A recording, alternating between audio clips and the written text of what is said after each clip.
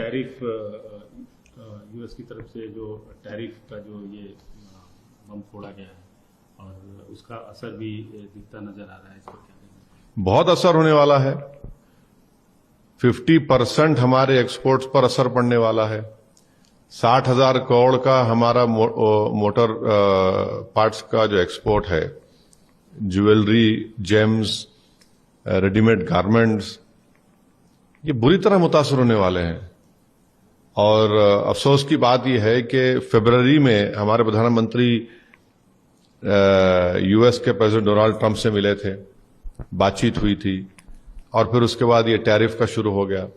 और फिर उसके बाद हमको वो लोग इल्जाम लगा रहे हैं, यूक्रेन क्या हम पर इल्जाम लगा रहे हैं। और फिर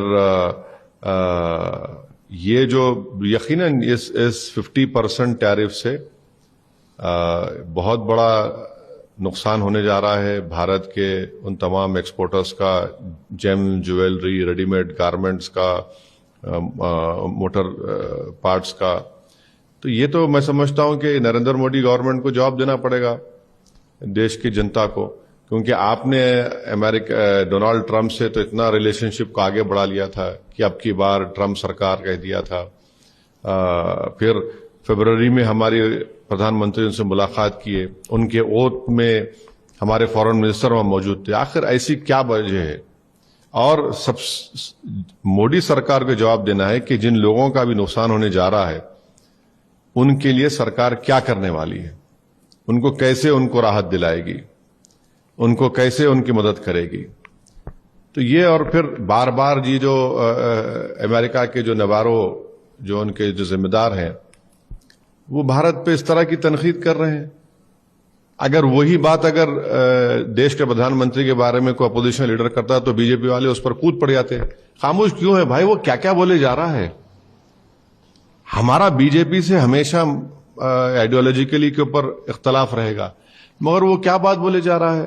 कुछ तो बोलो बीजेपी वालों, भाई कुछ तो बोलो। इतना डर क्यों रहे अमेरिका से आप लोग? और मैं बता रहा हूं कि हमने सबसे बड़ी गलती की थी, मेरी पार्लियामेंट की स्पीच है, जब ट्रंप ने अपने पहले टेन्योर में हमसे कहा था कि ईरान से तेल लेना बंद करो। अगर आप उस वक्त उसको लाल आंखें दिखा देते तो आज ये दिन देखना नहीं पड़ता था। और हमको ईरान ऑयल बेच रहा था कम पैसों में, और बेहतरीन ऑयल है उनका, क्रूड ऑयल। हम वहां पर ब्लिंक किए तो इनको नजर आ गया कि इनको डराओ, मोदी सरकार को डर, ये इनको ऐसा करेंगे, हम वो करेंगे।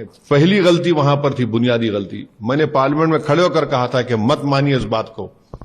अब ये देखिए क्या क्या बोले जा रहे हैं, किस तरह की जबान वो नवारो इस्तेमाल कर रहा है। तो बीजेपी के स्पोक्स पर्सन को बजाय अपोजिशन पर ताने मारने के आप बताइए देश को क्या हो रहा है। ये मत बोलिए कि नरेंद्र मोदी ने भाषण दे दिया कि मैं अपना पर्सनल लॉस करूंगा और उस पर कुछ होने नहीं दूंगा। पर्सनल लॉस नरेंद्र मोदी का नहीं है, पर्सनल लॉस किसका हो रहा है यहां पर, वो देख लीजिए आप। तेल आप रशिया का ले रहे हैं, सही है, मगर ये जो नुकसान होने जा रहा है ये इसके जनता के लिए क्या होगा, ये उनको बताना पड़ेगा देश।